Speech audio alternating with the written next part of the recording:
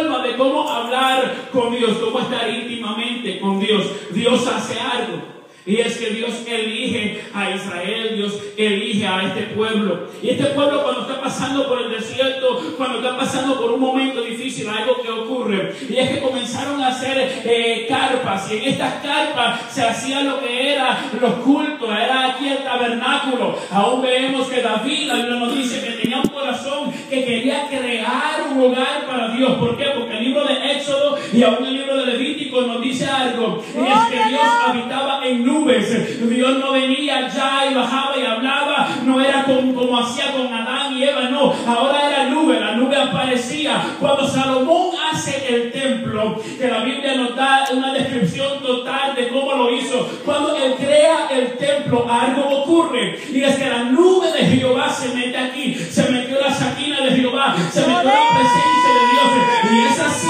como se sabe que Dios ha dado su sello de aprobación, pero era porque la nube donde Dios moraba se había metido en aquel lugar. Si la nube no se mete, Dios no está ahí. Vive Jesús, aleluya.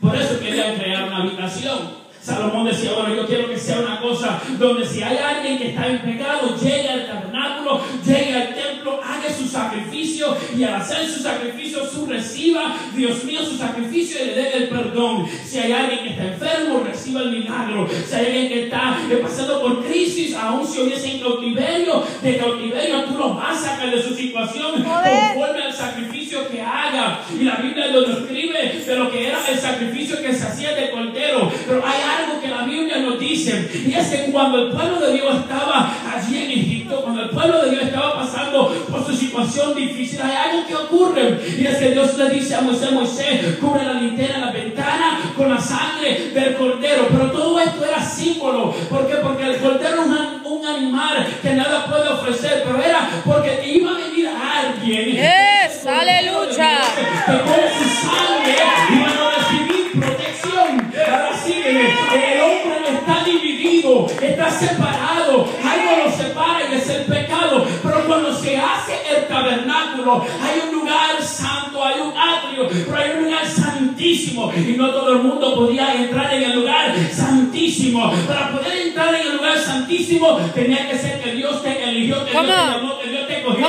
y que está vestido y se ungido como Dios ha dicho. Ahora mira lo que ocurre, que hay algo separando al pueblo del lugar santísimo. Santo Jesús, aleluya. Y lo que lo estaba separando ahora era una cortina, un velo. Y este velo que lo estaba separando a ellos de entrar. Solamente podría entrar el sacerdote. Y el sumo sacerdote venía y hacía el sacrificio. Y el sumo sacerdote iba ante Dios y le pedía a Dios, Dios mío, perdónalo. Y se venía para atrás y dice, Dios te ha perdonado. Y esta era la manera de que el pueblo recibía la gracia de Dios por un sumo sacerdote, por un sacerdote. No todos podían entrar a lo que era ese lugar santísimo para tener una comunicación íntima. ¿Por qué? Porque Adán pecó. ¿Por qué? Porque Adán tomó de lo que Dios le dijo que no tomara. Por lo tanto, la creación que Dios había hecho, que era su imagen y semejanza, que era su perfección, ahora ha perdido esa imagen, esa perfección. ¿Por qué? Porque el pecado entró. ¿Por qué? Porque desobedeció de lo que Dios había dicho. Pero todo el mundo quería hacer una cosa, y era que producir. ¿Por qué? Porque había una palabra en el libro de Génesis capítulo 3 versículo 15 de que la mujer iba a producir algo, y eso lo que ella produciera le iba a aplastar la cabeza a la serpiente. Ahora todavía hay división, todavía está la separación entre el hombre y Dios, todavía no está esa comunicación que el hombre anhela tener. Aleluya. Pero algo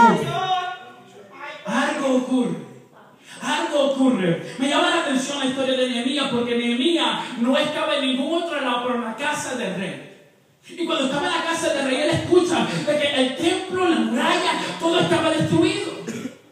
Pero él está ahí para reestablecer. Nehemías llega para reestablecer, reconstruir la muralla que estaba destruida. Ahora, cuando entramos en lo que es el libro de Esdras, Esdras dice, a mí no me importa de nada más, yo quiero reconstruir el altar. Porque si el altar está reconstruido, todo se va a edificar. Si el altar está reconstruido, el pueblo va a poder adorar. Si el altar está reconstruido, pero hay algo que ocurre. que entonces hay un momento de silencio. El libro de Malaquías hasta el libro de Mateo, aproximadamente 400 años de silencio, donde Dios no habla una palabra profética masiva a la nación, al mundo completo como lo hacía antes. Ahora, en este momento de silencio, de repente algo ocurre. ¿Y qué es eso? Bueno, hay una voz que clama en el desierto. En medio del silencio sale alguien caminando y dice: arrepentido y convertido, porque el reino de los cielos se acerca. Gloria a Jesús, aleluya. Desde que se habla del libro de Isaías, de Jeremías, de los Salmos, de Zacarías,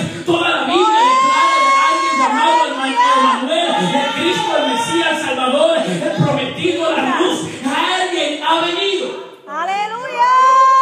Y Juan comienza a declarar esta palabra. ¡Santo! Y de una mujer que no se esperaba muchas cosas, se trajo entonces a Manuel, Dios con nosotros, a Jesús, el Mesías, el Salvador.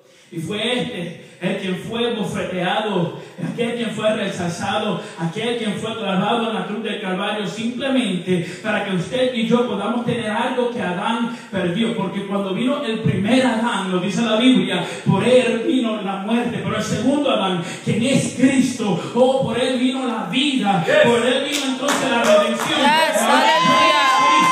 Y lo que aquel cordero no pudo hacer en totalidad cuando entraba en el lugar santísimo, lo hace ahora este cordero. Lo que el cordero no pudo hacer en totalidad cuando unieron la ventana, la linterna, la casa, este cordero lo hace. Este es el cordero inmaculado, este es aquel que llevó nuestras transgresiones, este es aquel, el Cristo de quienes estaban esperando. Y ahora Cristo está en la cruz del Calvario, y ahora Cristo está a punto de morir. Y cuando parece que el enemigo por fin ha ganado la batalla, cuando parece que el enemigo por fin lo ha destruido, él toma su último respiro. Y para los que están afuera mirando hacia adentro, parece que todo está destruido. Pero de repente no se dan de cuenta que allá en el templo el velo está siendo rompido.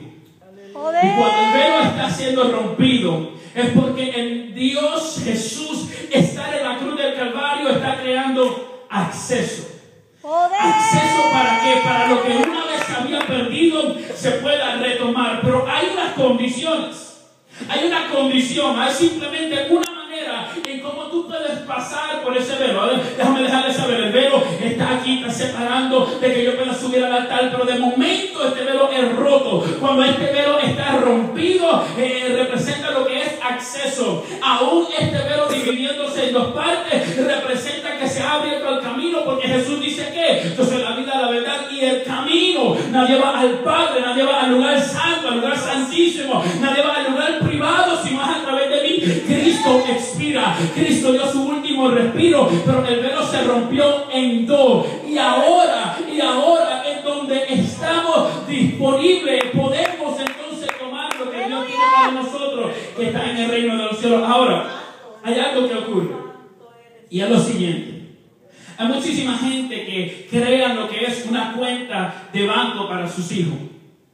Hay millones de dólares, $1,000, $100, 50 pesos, una peseta. Pero allí está la cuenta. Allí está, a lo mejor está abierto y se usó todo, pero allí está. Supongamos que hay una cuenta abierta con su nombre y tiene allí $1,000. Ok, ¿qué me impide tomarla? Bueno, muchísimas veces se crea la condición.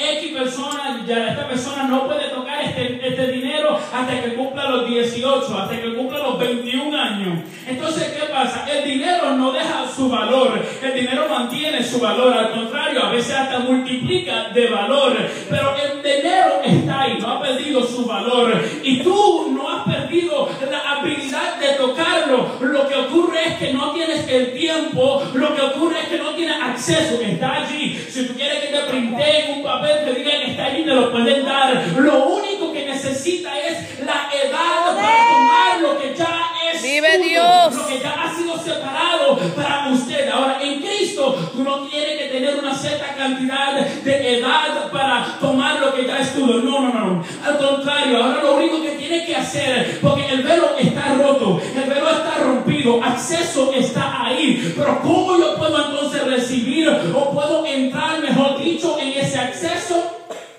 haciéndome ciudadano de Dios. Aleluya. Libro de Filipenses capítulo 3 versículo 20 dice: mas nuestra vivienda, en otra versión dice: mas nuestra ciudadanía es en los cielos, donde también esperamos al Salvador, al Señor Jesucristo. O sea, déjame explicarme, este tema, estamos hablando bajo el tema se rompió el velo. ¿Por qué? Bueno, porque el hombre muchísimas veces está separado de Dios, está separado de lo que Dios quiere hacer. Pero si hoy por hoy usted está separado de lo que Dios ha declarado para usted, no es porque el velo no esté roto, es porque el velo personal en su vida no está roto. Eso es algo personal, pero el velo que Dios había abierto se ha roto, ha abierto acceso donde ahora usted va a su casa, se hinca a orar y Dios lo está escuchando. O si esto no sé como yo, te mete en el baño y aquí comienza a orar y comienza a decir: Dios mío, tal como esta agua me está mojando, mójame con tu presencia. Este es el acceso que se ha abierto. Pero lo que ocurre es que el ser humano crea velo en su vida. ¿Qué es el velo? El velo es el pecado que impide que yo pueda entrar a la dimensión en la que Dios me ha llamado para entrar. Y aquí viene Cristo, y Cristo dice: yo te puedo dar el poder, yo te puedo dar la autoridad, yo te puedo dar gloria, yo te puedo dar todo lo que tú deseas y mucho más.